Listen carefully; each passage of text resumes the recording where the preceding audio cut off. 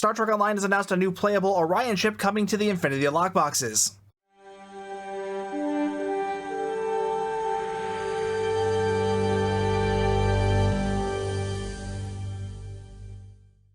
This is the Orion Devar Temporal Science Vessel, and this is going to be coming to the Infinity lockboxes later today as of this video going live. At least for PC. Console, this will be going live probably in a month or two. You know how it always is for console release dates. They're always a month or two after PC.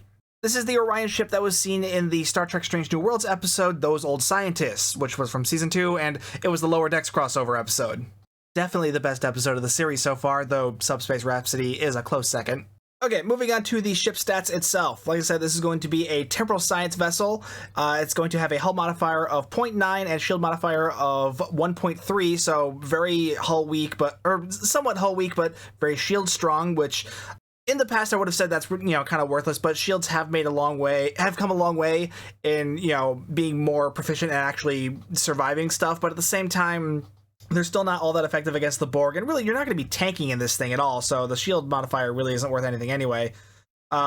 It's got a 3-3 weapons layout because this is a typical science vessel, 3 device slots. The bridge officer seating is Commander Science / Temporal, Ensign Science, Lieutenant Commander Engineering / Intel, Lieutenant Tactical, and Lieutenant Commander Universal. That is really nice for a science layout. Like, Temporal is always good for a science build. You got a lot of extra anomalies and unconventional systems triggers in there because science builds are both very reliant on anomaly abilities and their universal consoles. You got a good amount of science seating with a commander science seat and a universal lieutenant commander seat. So yeah, you're probably going to use up a lot of this commander science seat on temporal abilities, but you can make up for that with the lieutenant commander universal. It is a little engineering heavy, which would be annoying if it weren't for the fact that this is also the Intel seat. That really does make up for that. Because Intel is also good for abilities that trigger unconventional systems, and it's the only other specialization besides Temporal that has bridge officer abilities that can create anomalies, which again is good for science space magic-y stuff like EPG builds. This question always comes up. EPG is short for Exotic Particle Generator, which is the skill that is mostly used for a lot of the science space magic-y builds, because that is the damage type you'll be using. It affects the damage of, exotic type damage. So, radiation, exotic plasma, lightning, fire, stuff like that. Anything that's not a typical weapon damage type. It's got 5 science seats, 4 engineering, and 2 tactical, which, that's pretty much what you'd want out of that. You really want to get the most out of that science console seating, and the rest of that's really just going to be used up for universal consoles anyway.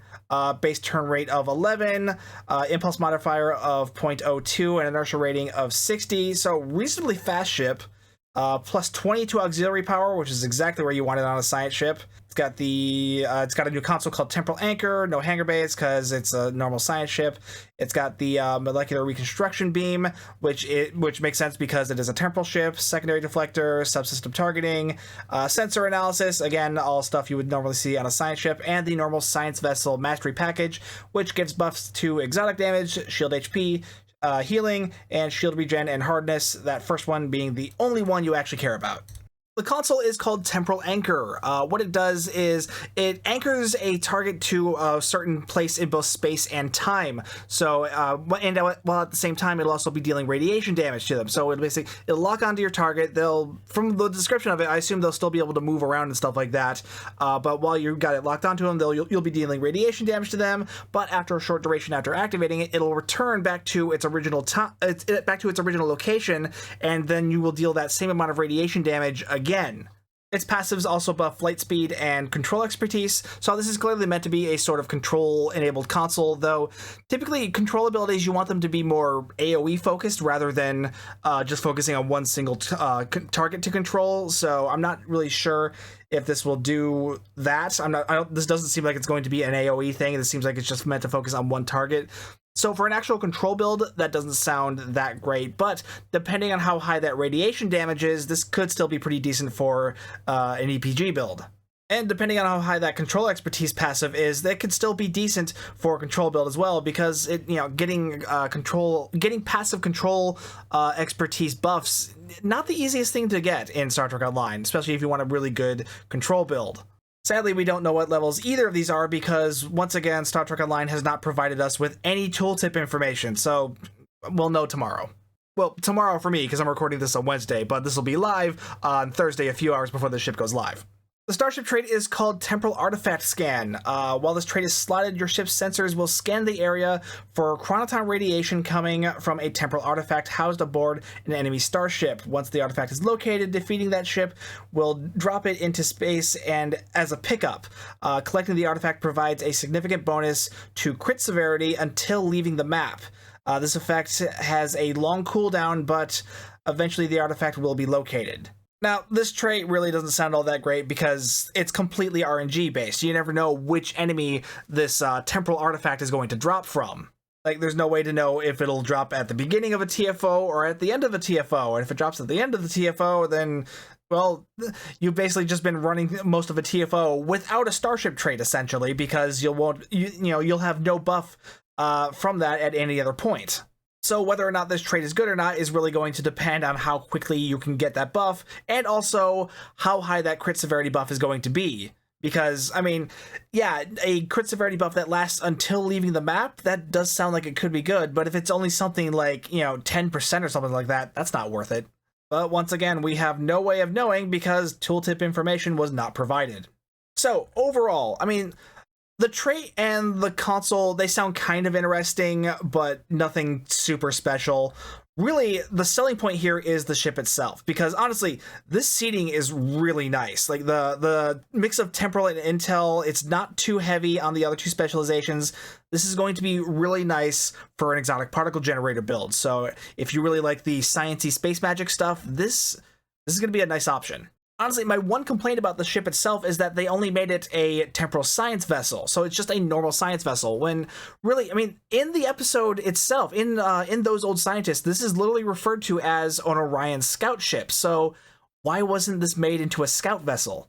Because scout ships exist in Star Trek Online. They're kind of like the science version of raiders, so they're smaller, they're even more maneuverable, and they have a lot of universal seating, and, as good as this seating is, I would love to have more universal seating on there. That would have made this thing phenomenal, but maybe that's why they didn't want it to go in that direction. They didn't want it to be too good, I guess, because admittedly, technically you could a science vessel with a bunch of universal seating plus a temporal and intel seat. That's honestly, you could say that's OP because that would just be ridiculously powerful. But even then, even without all that universal seating, this is still a very nice bridge officer layout for an EPG build. So honestly, I would go as far to say is that making it a scout ship might even just be unnecessary because they've already made it a really solid science build.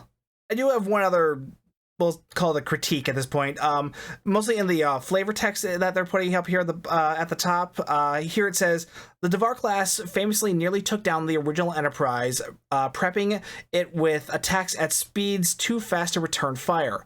Now, this is not a reference to Those Old Scientists. This is a reference to the episode Journey to Babel, which is an original series episode. And the ship that this is based on appeared in that episode, which that is here. This is the original Orion ship. I say original. Technically, this is the one that appeared in the remastered version of the original series. And you see that in the episode Journey to Babel, where it attacks the Enterprise. And the model here, this is actually a screenshot from Star Trek Online because you get to replay elements of that episode in the Star Trek Online episode Return to Babel. That's where this screenshot is from, and clearly it features the original series version of the Orion scout ship, or at least the remastered original series version. I don't think you ever actually get a good look at it in the original series. But the complaint is that this doesn't seem to be a customization option for the new one, because I mean, why wouldn't it be? I guess the main reason why it wouldn't be is because we don't really know what the scaling is on this ship, because this ship is very tiny. Like, here it is next to the original Enterprise, which is also very small in Star Trek Online, so this is likely very small compared to this, so it's very possible that this probably won't have the costume option to use that one. But if you can't use that costume, if you can't use the original costume on this ship, then why bother bringing this up at all? Because now people are going to be having that original series linked to it, and people are going to expect to be able to use this skin on it. However, the blog gives no indication that this thing has any other customization options. So if this thing doesn't have the TOS if this thing doesn't have the remastered TOS Orion ship costume on it, I mean, why bring this up at all? It's a little thing, I know, it's not a big deal, but it still bugs me. It's a shame too, because I mean, to this day, this ship has been in the game since Agents of Yesteryear, but there is no playable version of the old Orion ship. So it would have been cool to incorporate its skin onto this one here, and give you the option to have both. Like, I don't even care about kit bashing them, because I imagine linking all those parts. This is a very complex looking ship. Linking all those parts could be tricky, but I don't even care about kit bashing individual parts. I would be fine with just making it all one part and just being able to swap out the templates. That'd be fine with me. Just it'd be nice to have that option. But yeah, just wanted to take the time to rant about that a little bit. But overall, I do like the ship. I mean, if you're into science builds, you're probably going to be into this ship, because this is really nice seating for an EPG build. I really do mean that. And yeah, it's a very unique looking ship too, because I mean, it's Orions, man. I mean, when was the last time we got a new Orion ship? I think the last new Orion ship we got was the Blackguard, and that thing's ancient at this point. So it's nice to see. It's just Orions have needed some love for a while now, just because Orions, man. Oh, I forgot about the Emerald Chain Juggernaut. Technically, you could call that an Orion ship. Anyway, let me know what you guys think in the comments down below. Be sure to let me know what you guys think of this ship down below in the comments. I imagine a number of you probably aren't going to be super into it just because it's a lockbox ship. I know they're expensive and they're single character unlocks, so you're probably not going to be bothered with it. But I imagine those of you who are science vessel and EPG enthusiasts are probably going to be pretty into this ship. So let me know what you think down in the comments. And while you're down there, be sure to like and subscribe and hit that bell for notifications. If you'd like to further support the channel, you can hit that join button to become a member. You can also find the new merch store that is linked down there, because that actually has YouTube integration now, which I'm actually very happy about. So yeah, check that out. Or if you're ever shopping on the Epic Games Store, you can use my content creator code Stu1701. Helps me out, and I do appreciate that. I've also got an affiliate link with real merch, so if you're ever shopping for Star Trek Eagle Moss models, again, I have a discount code over there, which is also Stu1701. Either way, though, thank you so much for watching. My name's Stu, and I will see you guys next time.